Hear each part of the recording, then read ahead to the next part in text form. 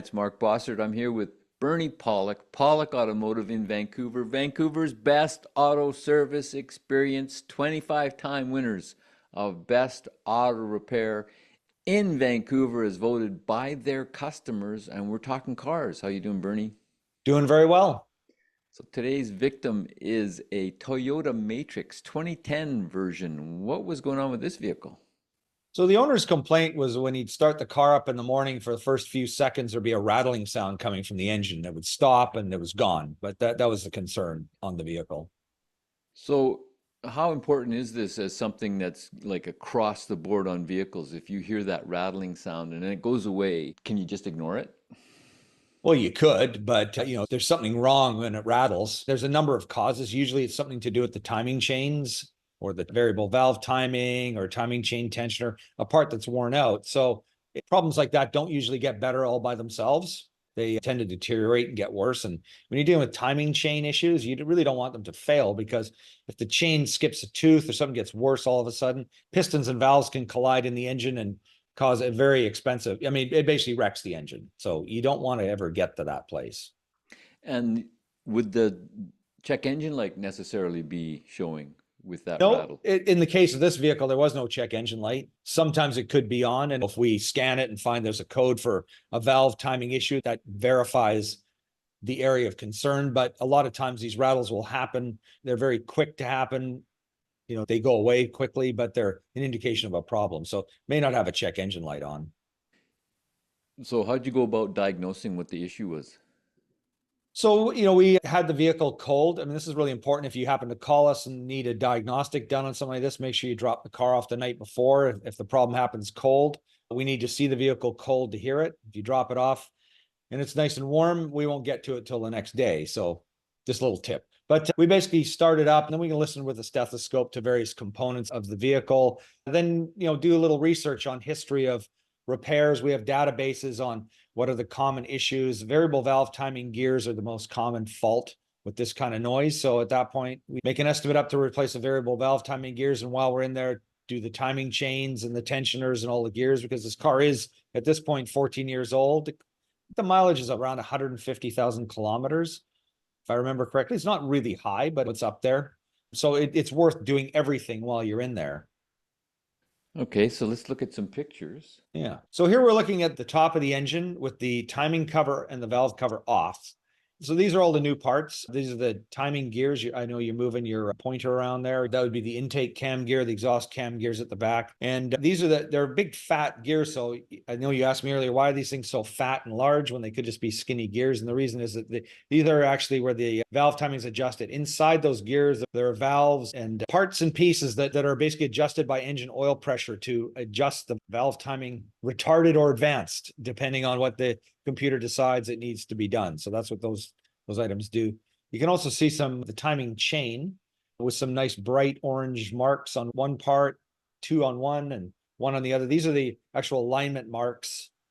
And this system actually is kind of unique. We do so many engines where you have to have special tools to lock the camshafts in a certain position. And in this engine, you don't. There are actually keyways and things. So it's actually sort of simple for a complicated engine. But, there are many steps, and it's still a complicated procedure, but eased in some manner.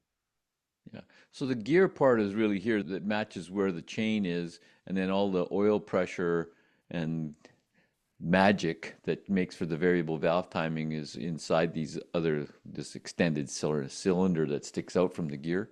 Exactly. And those bolt up to the camshaft, and the camshafts are just in behind there. We'll look at another picture. You can see the cams a little more. The camshafts are the two shafts that run from left to right, attached to the gears. And so those can vary their position based on where the oil pressure is fed into those particular gears. In the olden days, before variable valve timing, the gear would just be bolted straight to the cam, and it would just turn at the same timing, no matter what the engine speed or load would be. Right. And this is all in aid of more power, less emissions, better fuel economy. Yeah, all work together. Just to point something too, at the very far right of the camshafts, if we look right there, you see a little it's kind of small on the screen, but that's basically where there's sensors that sense the position of the camshaft. And they sit in the valve cover. So they send a signal to the computer saying, this is where the camshaft position is. Again, the computer can make its adjustment decisions based on those cam position sensors. So there's some good useful information. Of course, if those are way out of whack, that'll cause your check engine light to come on with a valve timing problem. So how much more complicated, this is 2010 technology, how much more complicated is it in 2024 with new engines? On some engines, it's not any more complicated than this. Probably the only advancement that a lot of engines would have had is direct fuel injection. This is pretty highly advanced, but there are some engines, even in 2010, that have variable valve lift as well as variable valve timing. So as far as Toyota, I'm not sure what they've done, but I mean, this is pretty highly advanced. It's got adjustment on intake and exhaust cams. Some engines just do the intake, some just do the exhaust. So here's another view of the front of the engine. Yeah, and so this chain we replaced, and you see that plastic piece on the right-hand side, that's a chain guide. This is the balance shaft chain, so we changed all the chains and gears, and the arrows just point to alignment marks on the camshafts. So these are kind of, you do it one time, and then of course, once you rotate the engine one revolution, these marks are never in the same spot, but as long as you line it up the first time, it's good. Everything works the way it should. Everything works the way it should, yeah. It's all planned into the system. And just to give an idea of the complexity, I have this picture here. Yeah, so this is the timing chain cover. So this piece is removed. There are a number of seals that need to be changed. Plus, it's a silicone RTV is what it's called, gasket material that seals the cover.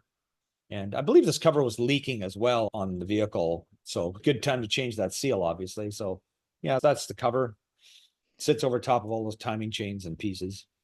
So you mentioned a couple things, like this is a fairly common repair on this vintage of Matrix. Yeah, it's a known fault.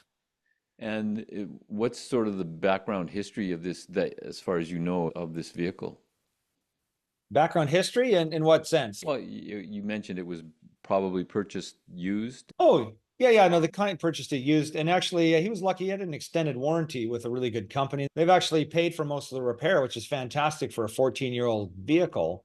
So, sometimes I often think our extended warranty is worth purchasing for a Japanese car because they're really highly reliable. Well, sometimes they are. Now, I don't know what the price of this policy was, but I'd say based on sort of how they go, I'd probably at least paid for his warranty by having this repair done. Of course. Is there anything else? No, that's it. Yeah. Once everything's back together, car runs great, customer's happy. Yeah, exactly. We work on Toyotas. We do complex work. We do simple maintenance. If you've got a rattle in your engine, make sure you come and see us before it gets bad, because if these things get worse, check engine lights will come on. Things just get more complicated. And if a chain were to skip a tooth or something were to get way out of whack, that could really cause some expensive repairs. So the guys to see if your vehicle's rattling on startup is Pawlik Automotive in Vancouver. You can reach them online at pawlikautomotive.com. You can book right there, or you can call them at 604-327-7112 to book your appointment. You have to book ahead. They're always busy. Pawlik Automotive in Vancouver, BC, Canada. Thank you so much for watching and listening. Thanks, Bernie. Thank you, Mark. Thanks for watching.